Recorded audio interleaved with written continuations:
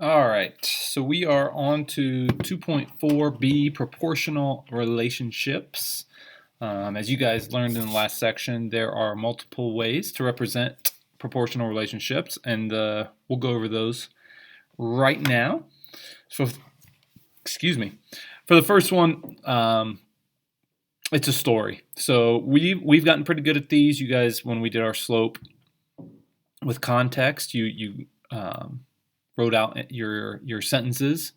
That's basically telling a story, right? And we were using the slope to do that. So what we liked about that was that they were always simplified. And you'll see here that not every story is going to be simplified, and you might have to simplify it. So for the first one, it says here that Paddle Paradise rents kayaks for $92.50 for 5 hours. Well, first, you notice in the directions, it says to look for the words per, each, every, for, in, to identify that rate, and then we want to find the unit rate. Now remember, the unit rate is just per one unit. We don't want to know what it costs for 5 hours to rent a kayak. We want to know what it costs per hour. So we're going to set up a little division problem here. What we're going to do is take 92.50 and divide that by 5, and that's going to tell us what it is per 1 hour. And when I do that, I get that it is $18.50 per hour. For the next one, it's Paul hiked 12 miles in 16 hours. So that's nice, but we want to know how fast he was walking in miles per hour. So I'm going to set that up the way that I said it. Miles per hour, that means miles on top of hours. And when I do that, I see that both of those are divisible by 4. 4 goes into 12 3 times. And 4 goes into 16 4 times. So I get 3/4 of a mile per hour, or you could write, 0.75 miles per hour. So a little less than a mile per hour for that. Sometimes we are given a table. We know that the first column is always the x, and then the second column is the y. But it says here in the table the rate is the slope of the table. So just find the unit rate. Okay, I'm going to go ahead and do my subtractions. Remember, to find slope, it's just changing y over changing x. 0 minus 65 is negative 65, and 0 minus 1 is negative 1. But I know a negative divided by a negative is a positive, so it's 65 miles every hour for that one. And then I'm going to do the same thing here. Subtract, I get negative 30. Subtract here, I get negative 2. And of course, a negative divided by a negative is positive. So it's 30 over 2, which simplifies to 15. Now my change in y is the total push-ups, so I'll do 15 push-ups every 1 day, or 15 push-ups per day, or 15 push-ups every day. Remember, there's lots of words to choose from. And then finally, we can represent a proportional relationship through a graph where the rate is just going to be the slope.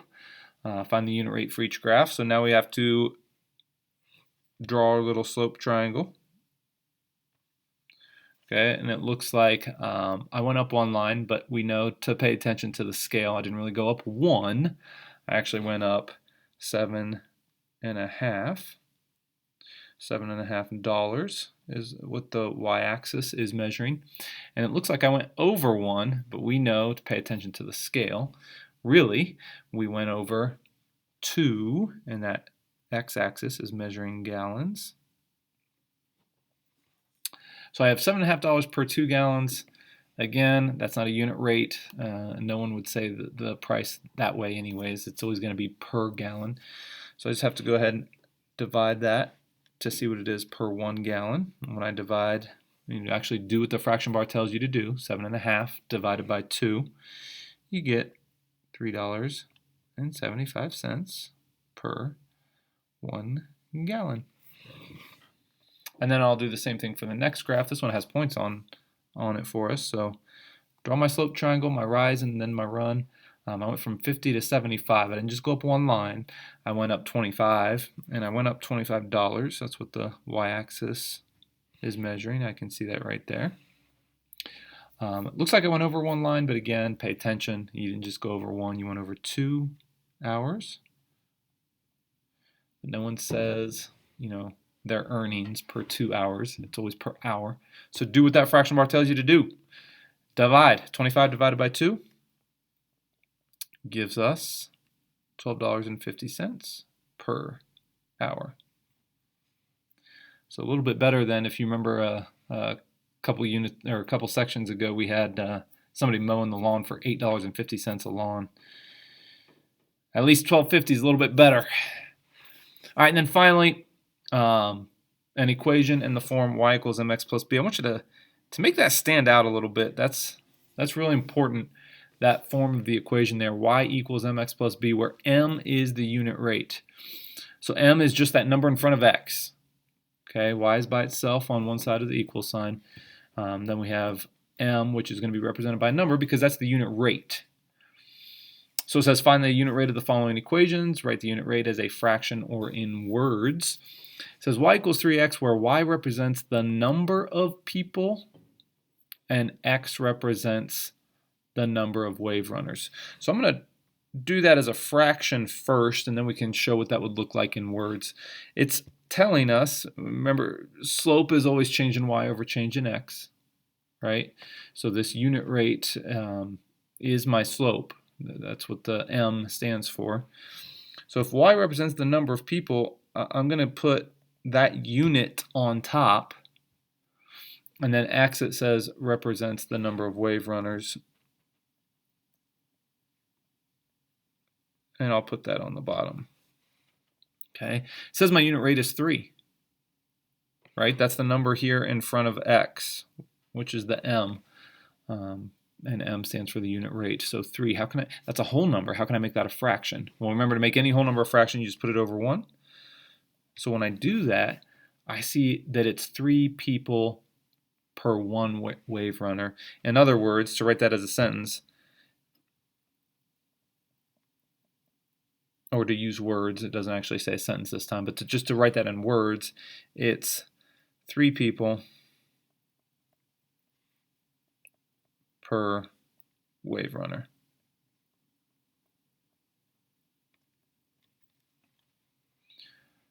And then finally, I've got y equals 25x, where y represents money and x represents the hours it takes to repair your car. So again, I'll set up my slope fraction. I know change in y goes on top, and it says y represents money, so I'm going to put my money sign in front. Whoops. Put my money sign in front. X, it says, represents the hours it takes to repair your car, so I'm going to put hour on the bottom. And then I look and see what did they say my slope was? What is that unit rate? And it's 25.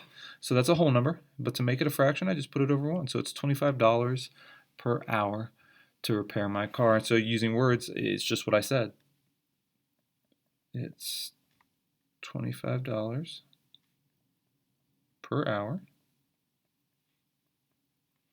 to repair my car. And you can notice there I put the money sign in front of the number where it belongs. All right, the last little example here is just this little graphic organizer where we can set up all of those things. So all the things that we just covered, the story, the table, the graph, and the equation. All 4 of those things are shown here in this graphic organizer. I'll zoom out so we can see all of it at once. There we go. So you can see where the graph is. It's where the coordinate grid is. So let's just go ahead and put that there. That's my graph. The table is going to be where the T-chart is. So that's the table. It makes it kind of easy for us because it looks like a giant T. And then we'll do our equation Whoa, that's a bad looking E. We'll do our equation down here. And my story here. Now my story is kind of given to us because it says our class is headed on a field trip, or on a road trip, sorry. We are going to follow the posted speed limit, and then you can see the speed limit sign there, and that's exactly what I'm going to use. I'm going to say the class traveled. The class traveled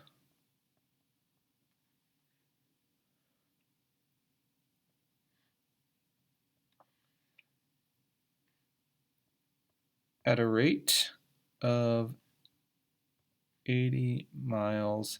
And then this is where you can have some flexibility. Look back at all those words that we can use, right? Per, each, every, for, in. I mean, all of those will work. Just because it's a speed limit sign, I'll just use per. But we could say every hour. They traveled at a rate of 80 miles in each hour.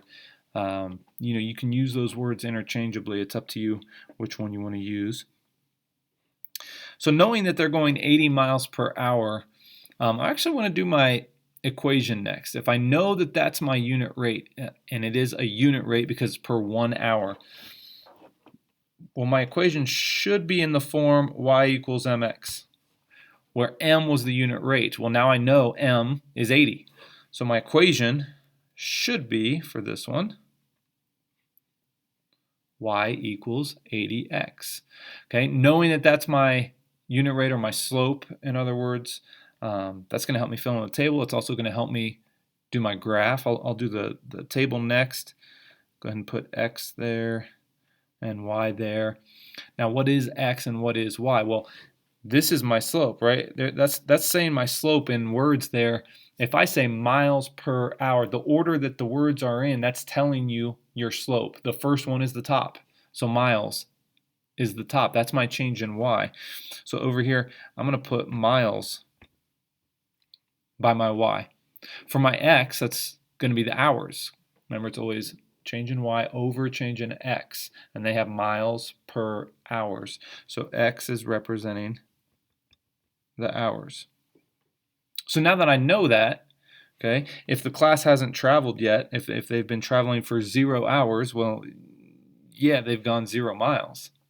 But after 1 hour, if they're going 80 miles per hour, they've traveled 80 miles. After 2 hours, they've gone 160 miles. I'm just going to keep adding 80 onto this. After 3 hours, they've gone 240 miles. And that's what's going to help me make my table, or sorry, my graph also.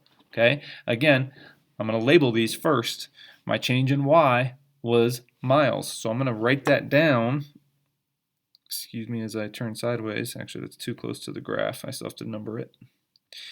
But I'm going to label the y-axis miles, and I'm going to label the x-axis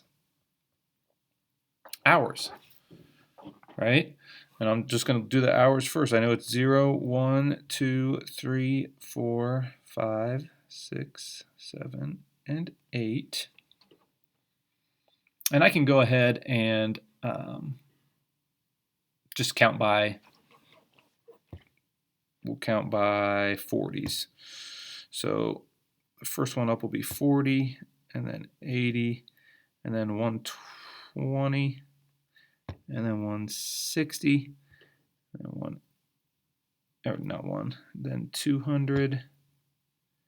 I'm running out of room here. I'm trying to write as small as I can. Oh, why am I worried about that? Let's zoom in. That makes it easier. Then I'm at 240, then I'm at 280, and then I'm at 320. So when I graph this, I can just go straight off of my table. I know that at 0 hours, there we go. At 0 hours, the class has traveled 0 miles, so that'll be my first point. I'll use a different color so this stands out a little bit better. But there's my first point there at 0, 0. My next one, after 1 hour, they've gone 80 miles. So that would be this point right here. 1 hour, they've gone 80 miles. 2 hours, 160. oops, zoom in a little bit so we can see that. After 3 hours, it was 240. And if I kept that going at 4 hours, it would be 320. And then just connect your points. And there's your graph. And now, zoom out so we can see the whole thing. Now we have a great representation of this proportional relationship. It did it in all 4 ways, just based off of knowing that the class was going on a field trip and that we would be following the speed limit. So I made that my story. From that I got my equation. From there I was able to fill out my table. And then from there I was able to fill out my graph. All right, your assignment is on the next few pages. And it's really, just going through making sure that you can show all of those representations.